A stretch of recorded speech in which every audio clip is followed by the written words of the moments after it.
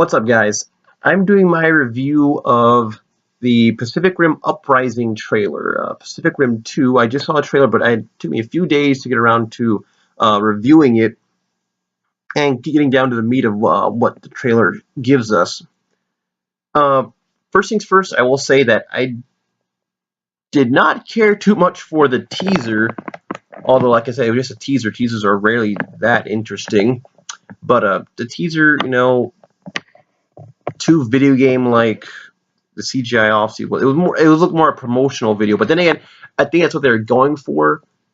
Kind of like a Go Army trailer. Kind of want to make you join up. I think that's basically what they're doing with that. It's like kind of like a recruitment video for the Jaeger program.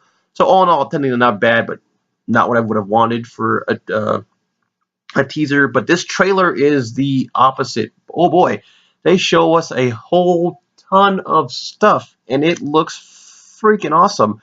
I mean, what can I really say? It doesn't say it doesn't give you as much away about plot as more somebody just show us some really cool action scenes and John Boyega talking over them. But either way, though, I was very pleased with it. So we already know the kaiju are coming back somehow, some way. We can only assume that the one base that was destroyed in Pacific Rim was basically just one base, and they have several others. Who knows how big? Because that obviously wasn't their entire planet. They got destroyed or anything like that. So it's not far fetched to believe they would be able to come back. Now, the thing that has me really pumped about this trailer is that there are many scenes of Jaegers fighting each other. And there's even a scene of a Jaeger launching missiles, and the missiles appear to blow up a bunch of military guys in an office. So that, to me, was the most interesting thing about this trailer because, yes, the CGI looked really good. The action scenes looked great. The new kaiju look really cool. And, yeah, it's not your just generic giant lizard. These look very interesting. It's hard to even make out what they look like. One looks kind of like a graboid or something. Oh, the one at the end did kind of just look like another, the big giant one was like a Category 6. It looked kind of like that, except even bigger. But in any case, that to me, getting back to what I was talking about, this whole Jaeger thing makes you wonder. It brings up a number of theories of what could be happening. Either A, the kaiju can now somehow control Jaegers, which could be it, but I don't think so. Because later on we see two Jaegers fighting in the snow. We also see a Jaeger launching a missile at John Boyega's character, and his Jaeger dodges and hits a building. So I'm wondering what's going on. Is there going to be some kind of fight between the soldiers in the Jaeger program? Like, is there a rebel faction? Or because before in the first one it was your typical Godzilla type plot, because in Godzilla the world had basically stopped fighting to focus on stopping Godzilla. And that was basically the premise of the Heisei series when they made the UNGCC, the United Nations Godzilla Countermeasures Center. And then again in the Godzilla Final Wars, they had the Earth Defense Forces. There's no more war between the nations because they had settled on this. And that's the thing Pacific Rim gave off too. Now, I don't know if that's going to change in this one. Like maybe there's rebel factions, maybe different people have different Jaegers. Maybe in the meantime, what has been peace, they've been making Jaegers to do traditional war stuff, Because one theory I had at first, maybe just going to be like a training thing. Like, remember all the hype in X-Men 3 came out, and then we saw, they're going to have Sentinels, cool. And it turned out just to be a training exercise. They're all holograms anyways. Like, that was a really big disappointment.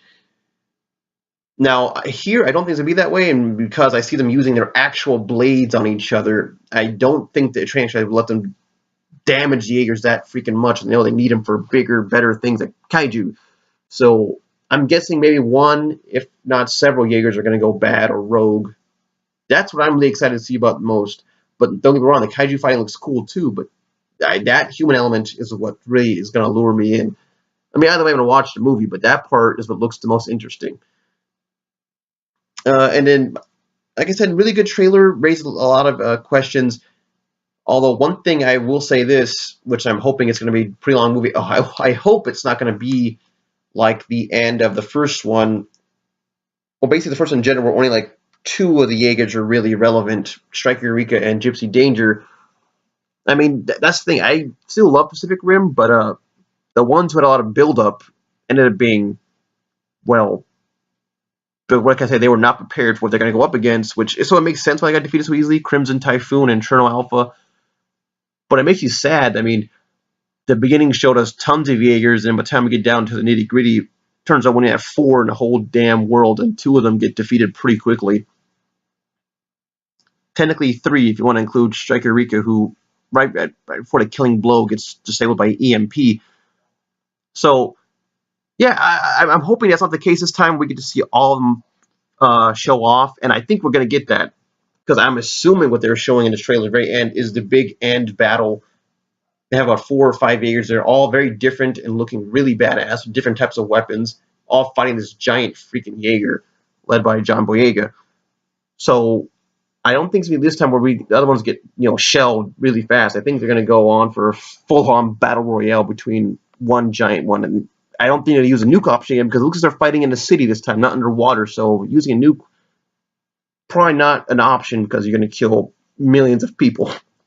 So overall, I think it looks freaking awesome. I'm pumped to see this. It's coming out March 2018, so we don't have to wait too long, really. Once 2017 wraps up, we'll be seeing it, and I will definitely be giving my review of that very first things when I see it. But of course, I'm gushing about that. We still have Justice League and Godzilla Monster planned to see this year, but what can I say? That thing looks amazing. Josh out.